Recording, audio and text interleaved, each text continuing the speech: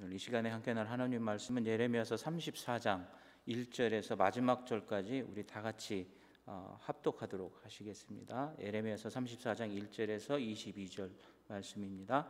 1절 말씀. 바벨론의 느부갓네살 왕과 그의 모든 군대와 그의 통치하에 있는 땅의 모든 나라와 모든 백성이 예루살렘과 그 모든 성읍을 칠 때에 말씀이 여호와께로부터 예레미야에게 임하여 이르시되 이스라엘의 하나님 여호와께서 이와 같이 말씀하시니라. 너는 가서 유다 시드기야 왕에게 아뢰어 이르기를 여호와의 말씀에 보라, 내가 이 성을 바벨론 왕의 손에 넘기리니 그가 이 성을 불사를 것이라. 내가 그의 손에서 벗어나지 못하고 반드시 사로잡혀 그의 손에 넘겨져서 내 눈은 바벨론 왕의 눈을 볼 것이며 그의 입은 내 입을 마주대하여 말할 것이요 너는 바벨론으로 가리라. 그러나 유다의 시드기야 왕이여 여호와의 말씀을 들으라. 여호와께서 내게 대하여 이와 같이 말씀하시니라. 내가 칼에 죽지 아니하고 평안히 죽을 것이며 사람이 너보다 먼저 있는 내 조상들 곧 선왕들에게 분향하던 것 같이 내게 분향하며 너를 위하여 애통하기를 슬프다 주여 하리니 이는 내가 말하였음이라.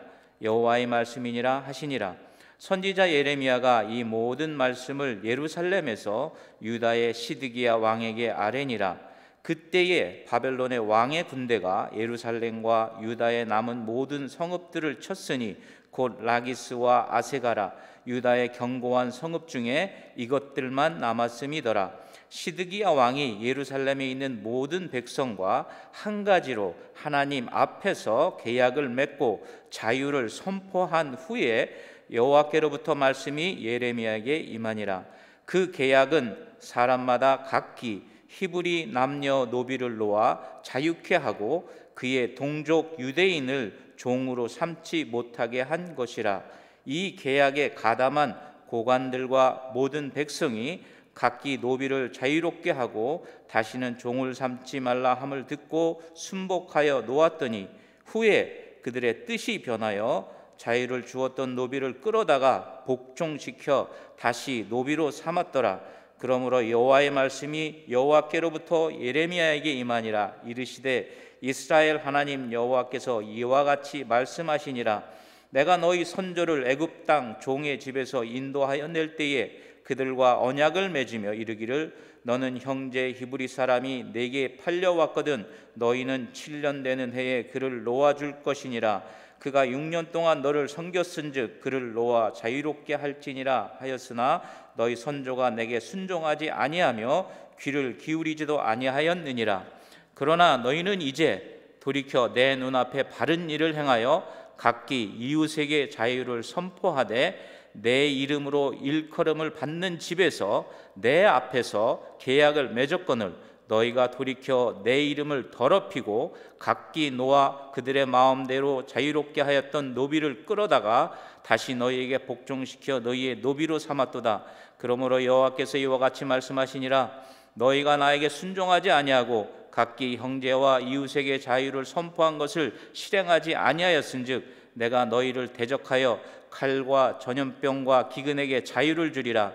여호와의 말씀이니라. 내가 너희를 세계 여러 나라 가운데에 흩어지게 할 것이며 송아지를 둘로 쪼개고 그 두 조각 사이로 지나매 내 앞에 언약을 맺었으나 그 말을 실행하지 아니하여 내 계약을 어긴 그들을 곧 송아지 두 조각 사이로 지난 유다 고관들과 예루살렘 고관들과 내시들과 제사장들과 이 땅의 모든 백성을 내가 그들의 원수의 손과 그들의 생명을 찾는 자의 손에 넘기리니 또 내가 유다의 시드기야 왕과 그의 고관들을 그의 원수의 손과 그의 생명을 찾는 자의 손과 너희에게서 떠나간 바벨론 왕의 군대의 손에 넘기리라. 여호와의 말씀이니라. 보라, 내가 그들에게 명령하여 이 성읍에 다시 오게 하리니 그들이 이 성을 쳐서 빼앗아 불사를 것이라. 내가 유다의 성읍들을 주민이 없어 처참한 황무지가 되게 하리라. 아멘. 오늘은 이 말씀을 우리가 들어가기 전에 지난번에 한번 말씀드렸던 이 당시 배경에 대한 히스토리를 한 번 더 말씀드리겠습니다. 그 당시에 아수르가 있었고 바벨론이 새로 컸었고 그 밑에는 항상 애굽이 있었고 유다는 그 사이에 껴 있었던 나라입니다. 612년에 니느웨가 아수르의 수도인 니느웨가 바벨론에 멸망을 당하고, 그러고 나서 이 니느웨 아수르가 점령했었던 큰 땅에 이제 갑자기 이제 정복을 하던 그 나라가 멸망을 하니까 서로 독립을 하거나 무슨 일이 있거나 하는 여러 상황들이 전개되는 걸 누가 먼저 차지하느냐라는 게, 애굽이 팔레스티안 지역과 그쪽을 점령해서 크게 영토를 확장하고 권력을 확장하느냐, 아니면 바벨론이 그 모든 것을 점령해서 크게 확장하느냐 하는 전투가 첫 번째 이루어진 게 갈그미스 전투라는 전투가 있었습니다. 그 전투에서 올라갈 때에 요시야 왕은 아수르에 대한 반감이 있었던 왕이었기 때문에 그 애굽의 왕 느고를 쳐서 못 올라가게 하다가 요시야 왕은 이제 무깃도에서 이제 전사를 하게 됩니다. 하지만은 그 올라가서 갈그미스에서의 전투에서 애굽과 바벨론이 전투를 했는데 큰 성과는 보지 못하고 서로 후퇴하다가, 그 후퇴하면서 내려오는 길에 이집트가 이 요시야 왕이 이집트에 대적했기 때문에 요시야 왕이 죽고 나서 둘째 아들인 여호아하스가 왕위에 올랐는데, 전쟁이 끝나면서 애굽 왕 바로가 여호아하스를 퇴위시키고 그의 첫째 아들이었던 엘리야킴을 여호와킴으로 이름을 바꿔서 유다의 왕으로 삼고 이제 애굽으로 돌아갑니다. 근데 여기서 이름을 바꾼다라는 건 뭐냐면 유다에게 소속된 나의 하나의 물건 같은 취급을 한다는 것처럼 그들의 이름을 바꿔버리는, 그러니까 모든 주권이 애굽의 왕에 있다라는 그런 걸 표현하듯이 그 이름을 바꿈으로써 여호야킴을 왕으로 만들어 놓고 내려갑니다. 그런데 이 여호야킴은 왕이 되고 나서 유다에서 벗어나고 싶다라는 생각이 있었고, 또는 애굽보다는 바벨론이 좀 갔기 때문에 한 3년 동안은 바벨론에게 조공을 바치면서 바벨론을 따르다가 역시 배반을 하게 됩니다. 배반을 하면서 친애굽 정책을 해 나가는데, 그 한 4, 5년 뒤에 결말을 못 본 애굽과 바벨론이 갈그미스에서 다시 전투를 했는데, 이때는 애굽이 아주 크게 패퇴를 합니다. 그래서 도망을 가게 되고, 그걸 쫓아오던 바벨론이 역시 유다를 다시 한번, 그때는 제1차 침공이라 하는 그런 일이 벌어집니다. 하지만 여호야킴을 폐위하지는 않았지만 몇 년 동안, 한 3, 4년이기 때문에 3년을 조공을 바치던 그걸 봐서라도 아마 그냥 뒀던 것 같았고, 그 당시에 이제 성전 기물 일부와 그 다음에 왕족과 귀족들을 포로로 끌어가는, 그때 이제 다니엘이 끌려가게 됩니다.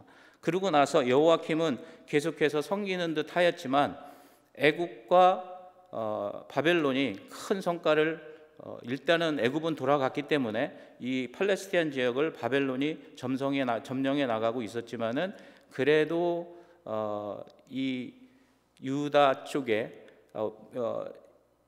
유다에 내 있는 정세를 보면, 정치적인 권력이 있는 사람들을 보면 친애굽 쪽이 좀 강했던 성향으로 보여서 나중에는 다시 친애굽 쪽으로 돌아서는 그런 일이 생기게 됩니다.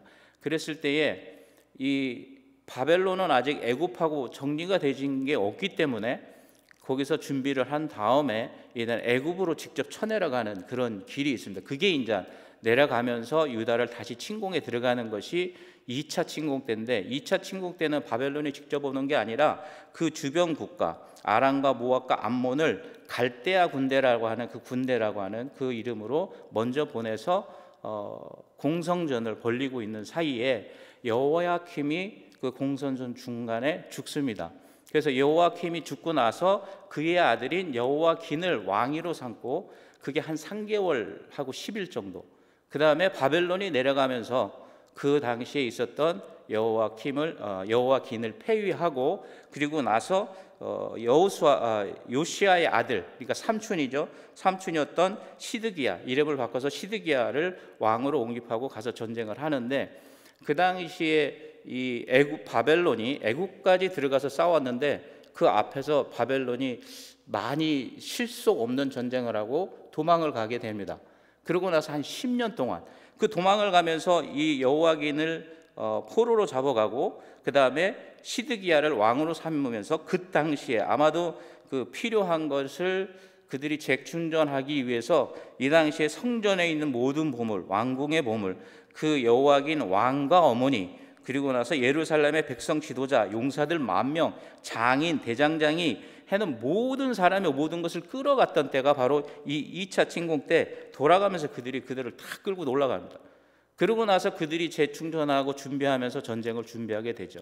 그러면서 시드기야가 왕으로서 바벨론에 처음에는 이렇게 가깝게 지내려던 것들이 있었지만, 저희들이 이제 예레미야 27장에서 봤듯이 이방 사신들에 대한 줄과 멍에를 메고서 그들에게 명령하는 그런 장면이 있는 것처럼, 거기에서부터 그게 약 한 594년, 한 10년이 안 되는 그런 사이에 이방 사신들 에돔, 모압, 암몬, 두로, 시돈과 바벨론 반바벨론 동맹을 맺는 시드기야가 그런 운동을 펼치게 되고, 그 다음에 그것을 애굽이 동조하게 되는 그런 상황이 벌어집니다. 하지만 바벨론이 점점 강성하면서 다시 애굽을 쳐내려가는 그런 일이 벌어집니다. 그럴 때 이제 3차 침공으로 먼저 그 시드기야 왕을 공성전, 성을 둘러싸고서 하는데 1년 6개월, 거의 18개월 동안에 그들과 공성전을 펼치면서 생기는 현상이 오늘 저희들이 읽었던 말씀입니다. 그러니까 공성전, 이제 제국이라는 큰 나라들의 싸움을 보면 대부분이 이제 공성전을 펼치는데, 성이 높기 때문에 이 당시 팔레스티안 지역의 공성전은 성이 있으면 바깥에부터 토성을 이렇게 쌓아서 높이 해서 그래서 넘어가는 그런 전법을 많이 썼다고 그러고, 그런 유적들도 많이 발견되고 그렇답니다. 그래서 그런 공성전을 통해서 연기를 해가며 자꾸 도망을 쳐 다니긴 했지만, 그리고 또 하나는 이 3차 침공 때 이 공성전을 펼치는 중간에 바벨론은 애굽하고 끝장을 봐야 되는 상황이었고, 애굽은 그걸 그냥 보고만 있어서는 안 될 당시였기 때문에 공성전을 펼치고 있는 바벨론이 있을 때 이때 좋은 때다라고 해가지고 그때 이제 치러 올라갑니다. 올라갔을 때 바벨론이 이 유다의 공성, 이게 둘렀던 포위를 풀고 애굽과 바로 전쟁을 해서 애굽을 쳐서 멸쳐내리고 애굽이 도망갈 수고, 그러고 나서 다시 그게 아마 공성전을 펼리고 한 4개월 정도, 3-4개월 만에 애굽이 올라왔을 때 그들이 가서 애굽을 쳐서 무찌르고, 그러고 나서는 한 1개월도 안 돼서 다시 공성전을 펼쳐서 결국엔 유다가 망하게 되는 그런 상황의 이 말씀드립니다. 그리고 이 상황에 있어서의 말씀을 저희들이 33장에 보면, 후반에 보면은 한 공의로운 가지에 대해서 약속을 하시고 나서 그 다음에 이제 그 유다에 대한 예언에 대한 것들을 예레미야를 통해서 말씀하십니다. 그러니까 저희들이 간혹 그렇게 생각해요. 저희들의 인생이 100년인 까닭에 저희들의 이 사고하는 방식이 100년밖에 못 보잖아요. 근데 하나님의 사고는 그 알파에서 오메가를 보시는, 모든 처음부터 끝까지 다 보시는 겁니다. 그래서 행여나 우리들의 삶이 어쩔 때는 그냥 한순간에 있는 어떤 한 부분에 있다라는 걸 인식을 하게 되면 하나님과 은혜로운 관계로 이어져 나갈 수 있는데, 내가 있을 때 내가 사는 동안에 무언가를 다 이루고자 하는 그런 욕심들이 있죠. 하나님의 큰 의도, 주권은 하나님의 우리를 향하신 그 뜻에 대한 전체적인 걸 보지 못한다면 아마도 저희들은 삶이 초조하고 힘들고, 그 다음에 어려움과 고난이 있어도 그거를 극복하고 이겨내기가 상당히 어려울 것입니다. 우리들의 궁극적인 우리 인생의 최종 종착지가 천국이고, 그것이 우리가 가야 될 곳이고, 이미 예수 그리스도를 통해서 우리에게 주어진 승리가 있고 약속된 가나안 땅이 있고 천국이 있다면, 우리들의 삶이 지금은 어떻게 하시든지 하나님의 말씀을 드러내고 하나님의 살아계심을 나타내고 그리스도가 우리를 사랑하신 그 성령의 가마를 통하여서 그리스도의 사랑을 전하는 자리에, 어떤 자리에든지 여러분이 쓰게 된다면 그것이 바로 하나님의 뜻을 이루어드리고 하나님의 나라를 앞당기는, 때에 따라선 여러분의 그런 랜덤 굿니스, 그리스도의 이름으로 하나님 이름으로 여러분들이 행하는 하나님의 선행이 하나님의 뜻을 돌이키기도 해서 더 악한 사람들을 더 많이 선한 쪽으로 인도할 수 있는 그 길을 하나님께서 트신다는 얘기입니다. 오늘 저희들이 읽는 말씀 중에 보면은 그들이 희년 혹은 안식년에 대한 그 행위를 하는데, 그거 이로 인해서 애굽이 밑에서부터 그들을 향해서 오므로 바벨론이 이 포위를 풀게 되는, 그랬는데 어떻게 하죠? 포위를 풀자마자 그들의 마음이 확 변해버려 가지고 다시 자기들의 동료를 노예로 삼아버리는 그러한 일들이 펼쳐진다는 얘기입니다. 그런 어떤 어처구니 없는, 그래서 오늘 말씀의 제목이 얄팍한 신실함은 오래가지 못합니다라는 제목입니다. 우리 담임 목사님이 말씀하셨던 게 뭐였죠? 온전함과 신실함으로. 온전함이 뭐죠? 기준. 하나님이 우리를 향하신 기준이 있고 우리가 따라야 되고 말씀에 순종해야 되는 그것을 목표를 향한다면, 신실함은 뭐였죠?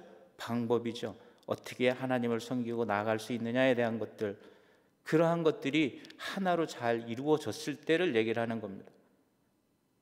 또 성남에서는 좋은 말, 믿음의 시, 축복의 시, 감사의 시, 그런 어떤 좋은 말을 통함으로 우리들이 선행을 통해서 우리가 말하는 대로 하나님께서 이루어 주신다라는 것들을 이루어 주신다는 말씀들이 우리 가운데 있다라는 겁니다. 그거의 모든 궁극적인 것을 이룰 수 있는 게 바로 여기 한 공의로운 가지 우리에게 주시겠다라는 겁니다. 다윗에게서. 그래서 선한 말을 성취할 그날에는 한 공의로운 가지를 우리에게 주시고, 그 다음에 구원과 안전한 삶을 우리에게 주시고, 그 다음에 우리가 있는 이곳이 뭐예요? 여호와예요. 그렇죠? 여호와는 우리의 의다. 우리의 의가 누구죠? 예수 그리스도시죠. 그리스도의 의로, 내가 육체 가운데 사는 것은 나를 사랑하사 나를 위하여 자기 몸을 버리신 하나님의 아들을 믿는 믿음 안에서 사는 것이다. 여러분이 의로운 거는 내가 의로워서 그런 게 아니라 그리스도의 의를 힘입어서 의롭다 칭함을 받는 거죠. 그래서 우리가 누구예요? 하나님의 여호와는 우리의 의다라는 이름을 받는 사람. 그러니까 오늘날 저희들은 하나님의 구약에 있었던 최종선에 가까운, 좀 더 가까운 자리에서 이 말씀을 보고 여러분이 바로 하나님의 이 예언을 이루어 나가는 사람들이라는 것입니다. 그리고 이 예언해 주신 이 한 용의로운 가지, 공의로운 가지에 대한 확실히 이루어질 것이라는 것은 어떤 식으로 표현하시냐면, 낮이 나와 맺은 언약, 밤이 나와 맺은 언약을 깰 수 있다면 나도 다윗의 자손에서 왕을 취하는 것이나 구원하겠다는 것을 어길 수도 있고 안 내놓을 수도 있다라는 식으로 얘기를 하셔요. 그러면 낮과 밤의 그 계약이 깨질 수 있나요? 절대로 깨질 수 없다는 말씀이죠. 그러니까 하나님께서 반드시 이루시겠다는 말씀을 그렇게 표현하시고, 그 다음에 두 가게를 버리셨다라고 그랬는데 뭐예요? 그것을 하나님께서 돌이키시겠다라는 말씀으로 그 뒤에 나오는 건 반드시 그들을 돌아오게 하시고 불쌍히 여기셔서 그들을 회복시키심으로 하나님의 뜻을 이루어 나가겠다라는 겁니다. 그리고 더군다나 여기서 얘기하는 건 아브라함과 이삭과 야곱의 자손을 다스릴 자를 택하지 아니하리라. 그러니까 아브라함, 이삭, 야곱은 모세 이전에, 율법 이전에 히브리서에 나오는 대로 믿음을, 하나님께 이삭을 바치는 그 믿음을 하나님께서 그의 의로 정하셨다라는, 바울 선생님이 얘기하는, 바울 사도가 얘기하는 그 의로움이라는 것이 할례나 어떤 율법에서 오는 것이 아니라 어디에서? 믿음에서 온다라는 그 믿음에 대한 것. 여기서 보면은 그 율법에 대해서 얘기하는 게 아니라, 이 당시에도 모세의 율법이 있었던 당시지만 하나님께서 예레미야를 통해서 얘기해서 말씀하신 것은 아브라함과 이삭과 야곱의 자손을 다스릴 이름입니다. 우리들은 누구의 자손이에요? 믿음의 조상인 아브라함의 자손, 멜기세덱의 반차를 쫓는 그 제사장을 통하여서 통하는 믿음의 후손들입니다. 혈육인 이스라엘의 혈육을 통한 어떤 가문을 통한 것이 아니라 예수 그리스도를 믿는 믿음의 반차에 있는 바로 아브라함과 이삭과 야곱, 계약의 믿음의 계약에 의한 후손들이라는 말씀입니다. 그러한 말씀들을 우리에게 주고 반드시 일어날 것이다라는 겁니다. 그 예수 그리스도가 어떤 분이시죠? 그런 공의로운 가지가 예수 그리스도이신 분이, 그리스도라는 게 히브리 말로는 메시아, 그 다음에 뜻은 기름 부음을 받은 자. 기름 부음을 받는 자는 누구 있어요? 왕과 제사장과 그 다음에 선지자. 그러면 여기서 영원히 제사장들과 그 다음에 다윗의 왕위가 영원할 것이다 라는 게 누구를 통해서요? 그리스도를 통해서 계속해서 이어진다라는 겁니다. 그럼 오늘날에는 있느냐 없느냐? 그 말씀이 베드로전서에는 또 이렇게 얘기합니다. 그러나 너희는 택하신 족속이요 왕 같은 제사장들이요 거룩한 나라요 그의 소유된 백성이니 라고 얘기합니다. 자, 여러분들이 누구예요? 왕 같은 제사장이에요. 오늘날도 하나님을 향한 예배와 찬양과 경배가 누구를 통해서요? 여러분을 통해서 영원한 멜기세덱의 반차를 쫓는 아브라함과 이삭과 야곱의 그 믿음을 통해서 의롭다함을 받은 여호와의 이름이 우리의 의다라고 하는 그러한 사람들이 모여서 예배하는, 오늘날도 끊임없이 이어져 가며 또 여러분의 자손을 통하여서 천대의 축복을 약속하신 우리의 자손을 통하여 그들이 하나님을 끊임없이 언제까지요? 우리가 천국에 이르는 예수 그리스도가 심판주로 오시는 그날까지 영원한 하나님께서 계획하신 것이 이루어져 가고 있음을 저희들이 그 과정에 있고 또 저희들이 그동안 있었던 말씀을 보아오는 증인들이라는 것입니다. 근데 그러한 증인들에게도 경고는 있습니다. 그 경고가 아까 말씀드린 대로 오늘 우리에게 주시는 말씀입니다. 어떤 경고냐면은 예레미야서 34장에 보면은 느부갓네살 왕과 그의 모든 군대 통치하에 있는 모든 나라와 그 백성이 예루살렘과 그 모든 성읍을 칠 때, 이게 언제냐면 3차 침공 때입니다.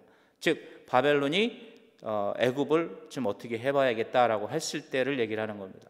그러기 전에 유다가 아직도 살아 있고 그 다음에 애굽과 이렇게 뒤에서 치게 되면 좀 문제가 되기 때문에 먼저 유다를 정복한 후에 아마 애굽을 해야 되는 것이 전쟁을 하더라도 아마 기본 순서일 것이다라고 저는 생각합니다. 여기서 그래서 바벨론도 먼저 유다를 침공해 와서 공성전을 벌입니다. 근데 생각보다도 오래 가죠. 1년 6개월이라는 기간은 전쟁을 하는 데서는 꽤 긴 시간입니다. 그래서 시드기야가 나중에 보는 앞에서 자식을 죽이고 눈을 뽑고 그의 부조가 있는 그 고고학적인 게 발견된 것 중에 보면은 어떻게 돼 있냐면, 눈이 뽑힌 왕이 홀딱 벗긴 나체로 쇠사슬에 묶여서 왕관을 쓰고 이렇게 다른 포로들 앞에 서서 이렇게 가는 굉장한 수치와 모멸감을 주는 그런 일들이 바로 이 시드기야 왕 때 일어나게 됩니다. 그만큼 많이 화가 났었겠죠. 왜 그러냐면 큰 일을 도모하러 왔던 사람들이 적은 나라 하나로 해서 오래 시간을 끄게 됐기 때문에 그런 현상들이 일어날 수 있다고 봅니다. 그래서 오늘도 여기서 보면은 그러한 3차 침공 때 하나님께서 예언을 하시는 겁니다. 이 성 바벨론, 내가 이 성을 바벨론 왕의 손에 넘기리니 그가 이 성을 불사를 것이다 라는 얘기를 하시고, 그 다음에 시드기야에게는 또 뭐라 그러냐면 내 눈으로 바벨론 왕의 눈을 볼 것이고 그의 입이 너를 향해서 말할 것이고, 이 공성전이 1년 6개월 동안 지나는 동안에 마지막에 시드기야는 그 성에 무너진 틈을 통해서 북쪽으로 도망을 가다가 잡혀가 가지고 결국에는 느부갓네살 왕 앞으로 끌려갑니다.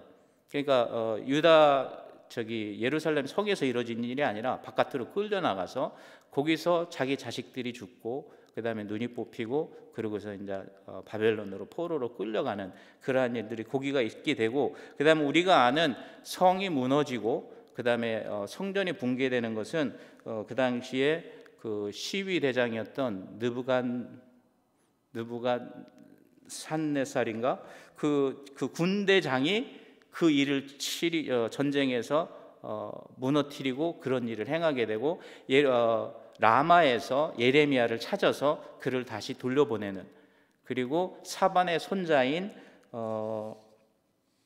이름이 뭐였냐면요, 사반의 손자, 제가 이름을 써놨는데 사반의 손자에게 유다의 총독을 맡기는 그런 일이 생깁니다. 그래서 그 다음에 이제 여러분들이 공부하고 나눠야 되는 하나님의 말씀이 거기서부터 이루어지는 일들을 여러분이 보게 됩니다. 여기서 하나님께서 예언을 하시는 2절에서 4절까지 6절까지 있는 말씀에 키포인트 중에 하나는 이는 내가 말하였음이라, 하나님의 주권이라는 겁니다. 하나님께서 계획하셨고 이루시고 행하시는 것, 하나님의 행하시는 것, 예레미야에서 표현할 때 하나님은 행하시는 분인데 어떻게 행하냐면 만들고 이루고 성취하시는 분이다라는 겁니다. 그래서 하나님께서는 그 모든 것을 이 얘기를 시드기야 왕에게 전했고, 시드기야 왕은 그것을 이루어지는 장면들이 7절부터 나옵니다. 바벨론 왕 군대가 예루살렘 유다와 남은 모든 성읍을 쳤으나 라기스와 아세라 유다의 견고한 성읍이 이것들이 남았음이라.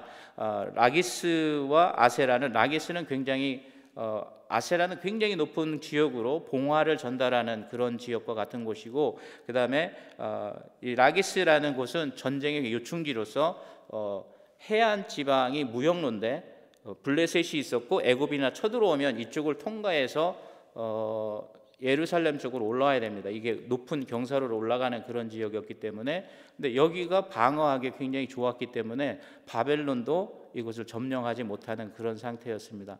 그랬을 때 애굽이 올라오고, 그랬을 때에 바벨론이 공성을 풀고 전쟁을 해서 치고, 그러고 나서 그 다음이 바로 그 공성을 풀기 전에 있었던 것이 이들이 시도했던, 시드기야 왕이 시도했던 것이 바로 안식년 혹은 희년의 개념을 갖고 있는 것입니다. 그것이 우리가 있는 9절. 그 계약은 사람마다 히브리 사람 노비를 놓아 자유롭게 하고 동족 유다인을 종으로 삼지 못하게 한 것이라. 여기에 보면은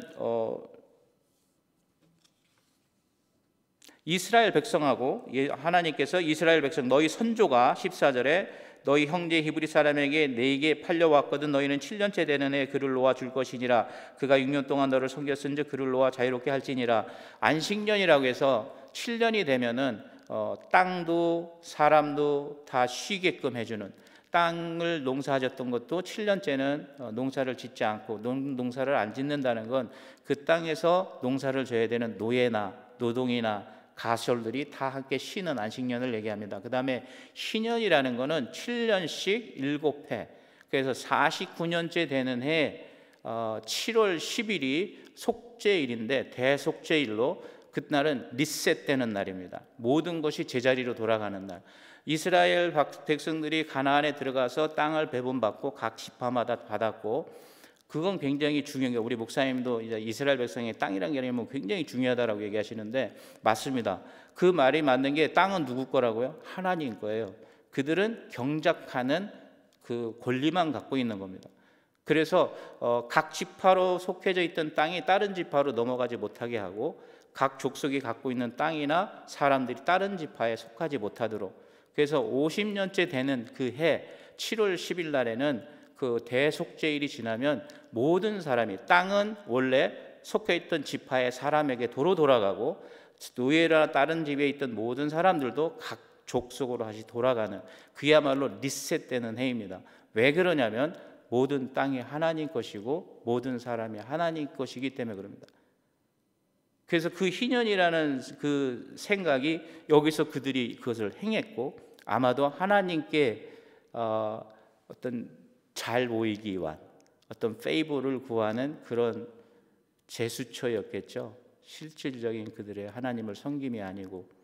근데 그거를 어떻게 했어요? 그 뉴추얼은, 그 의식은 어떻게 되냐면 18절에 송아지를 둘로 쪼개고 그 사이를 지나가는, 이 사람들이 계약하는 건, 하나님께서는 하나님의 방법을 정해주신 건 모세에게 특별하게 많이 있지만 그렇지 않은 많은 방법들은 그 당시에 팔레스타인에서 일반 사람들도 하는 그런 행위들을 통해서 우리에게 이해가 갈 수 있도록 허락하십니다. 이것 계약적인 것도 물론 아브라함이 하나님께 제사 드릴 때 모든 걸 쪼개고 비둘기만 안 쪼갰던 그런 제사의 형태도 있고, 그건 뭘 얘기를 하냐면 이 계약일 우리가 이 송아지를 쪼개서 그 사이로 지나갔다면, 우리가 만약에 이 계약을 파기했을 때는 이 송아지의 모양대로 될 것이다 라는 서약이고 맹세입니다. 그 계약의 형태죠. 그랬는데 그걸 어디서 했어요? 내 이름으로 일컫는 집에서, 그것도 하나님 앞에서 계약을 맺었는데 그들이 파기를 했죠. 그래서 뭐를 한 거예요? 하나님의 이름을 더럽힌 것입니다. 오늘날도 우리가 하나님의 말씀을 순종하고 그리스도인으로 살아간다고 고백하고 신앙 고백을 하면서 매일 아침마다 주일마다 세상에 나가서 그러한 삶을 살지 않는다면 그거는 계약을 파괴하는 것입니다. 그 계약은 뭘로 이루어졌어요? 예수 그리스도의 십자가에 돌아가심과 보혈입니다. 그럼 우리가 예수 그리스도를 어떻게 한다고요? 현저히 욕보임이니라, 다시 십자가에 못 박는 일이다라고 얘기해요. 저희들이 그만한 짐을 갖고 있는 거죠. 근데 하나님이 함께 하시고 인도하시고 주시는 힘으로 모든 일을 할 때는 어떻게 한다고요? 내 멍에는 쉽다. 그렇게 얘기하시는 거예요. 근데 우리가 뭐를 해나가려고 내 능력으로, 내 의로, 내 자의로, 내 지혜로, 경험으로 해갈 때는 너무 힘들겠죠. 그래서 번아웃 된다고 얘기하죠. 그래서 저도 이 수련의 팜플렛을 그릴 때는 초를 그려본 적이 있어요. 그래서 초가 자기를 태우면서 희생하며 헌신하며 빛을 내는, 근데 그건 뭐죠? 결국은 타서 없어지는 거예요.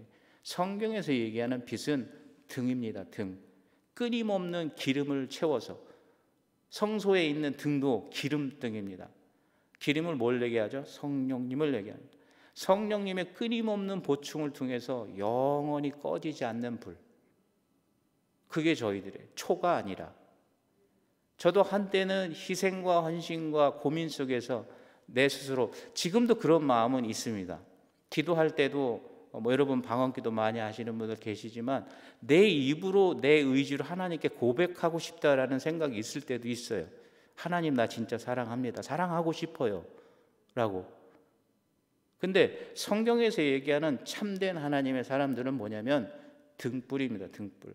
끊임없는 성령의 인도하신 가운데 성령을 통해서 하나님의 일을 해나가는 사람들, 하나님께서 주신 능력으로 이 땅에서 일을 행하는 사람들, 하나님께서 허락하신 걸로 남을 돕는 사람들, 마치 내가 힘들어서 벌어서 내가 어떤 노력과 내 계획대로 여러분이 재산을 모았다고 생각하시면 그걸 쓰실 때는 여러분의 영광을 위해서 쓰시는 거예요. 여러분에게 주신 직장과 사업과 모든 가정도 하나님께서 허락하신 거기 때문에 그걸 통해서 여러분이 봉사하고 희생하며 예배하며 나오는 모든 것이 하나님의 인도하신 가운데 있다라는 걸 고백하는 자들, 우리의 의이야, 여호와는 우리의 의라는 이름을 우리가 가진 자들, 예수 그리스도로만이 우리의 모든 것으로 삼는 우리들이 되는 그런 사람들에 대해서 얘기를 하는 것입니다. 그러한 자들이 오늘은 어떻게 했죠? 여호와의 이름을 더럽히는 일이 생깁니다. 그 순간 공성이 짧게 풀리자마자 그들은 바로 자기들이 맹세했던 걸 깨버리고 다시 그들을 붙잡아다가 노예로 부려버리는, 그랬을 때 하나님의 노는 더 크셨겠죠. 그래서 너희들이 찾는 너희들의 생명을 찾는 자들, 너희 원수들 손에 내가 맡기리라. 시드기야 왕한테는 네가 분명히 바벨론 왕에 잡혀가서 그런 치욕과 곤욕을 당할 것이다. 그 이상하게도 남아있는 게 그 시드기야 왕 때 당하는 곤욕이 그 부조로 되어 있는 그 사진 찍어놓은 걸 제가 봤는데, 제가 봐도 진짜 이 그 수치와 모멸감을 느낄 수 있는 그런 표현들이에요. 거기다 표현을 했는데도 우리들이 그리스도인으로서의 삶을 진짜 성령의 끊임없는 충만으로 살아가지 않고 우리들의 것으로만 살려고 된다면 결국엔 그런 수치와 모멸감을 느낄 수도 있다는 겁니다. 하나님께서 우리에게 허락하신 것을 나가서는, 세상에 나가서는 금방 내 돌변해가지고 그런 일을 행한다면 그거는 하나님에 대해서 하나님의 이름을 더럽히는 자들이라는 거죠. 더럽히는 자들. 더군다나 그런 마음으로 이 성전에 들어왔다면 거룩한 하나님의 성전을 오염시키는, 악취가 풍기게 하는 그런 사람들이 될 수밖에 없을 것입니다. 그래서 우리들의 삶이 주일날 우리 담임 목사님 얘기해 주신 것처럼 온전하고 신실함으로 우리의 삶들이 이루어져야 될 것이라는 것입니다. 그 다음에 어떻게 해야 되죠? 이방신들을 치워버린다는 것, 하나님의 방법대로만 하나님을 향한 그러한 삶들이 우리에게 있어야 된다는 것입니다. 그래서 진짜 그리스도의 향기로서 하나님이 우리 가운데 주신 모든 것으로서 이루어 나가는, 선한 것을 세상에 심어서 선한 것을 결실하는 그런 하나님께서 약속하신 축복의 통로고 살아계심을 나타내는 통로가 되는 여러분이 오늘도 되시기를 축복합니다. 기도하시겠습니다. 하나님 감사합니다. 저희들에게 그리스도를 통하여 이 땅에서 선택하여 주시고 또한 또 역사적인 일을 통하여 그들의 간교한 주님 앞에서 허튼 짓 하는 그런 것들을 보면서 저희들을 돌아보게 해주시니 감사합니다. 주님, 우리가 온전히 신실하게 하나님 앞에 서게 하시고 우리 앞에 있는 모든 세상적인 우상들은 다 치워버리고 하나님만을 향할 수 있는 삶이 될 수 있도록 역사하시고 인도하여 주시옵소서. 그래 우리가 여호와는 우리의 의라는 이름을 갖고 성도라는 이름을 갖고 이 땅에서 하나님을 나타내고 하나님의 능력을 행하며 하나님의 사랑을 전하며 하나님께서 아직도 살아계셔서 우리와 함께 하시는 임마누엘의 하나님의 증거가 되고 증인이 되는 삶을 살아갈 수 있도록 인도하여 주시옵소서. 모든 것 감사드리며 예수 그리스도의 이름 받들어 기도드렸사옵나이다. 아멘.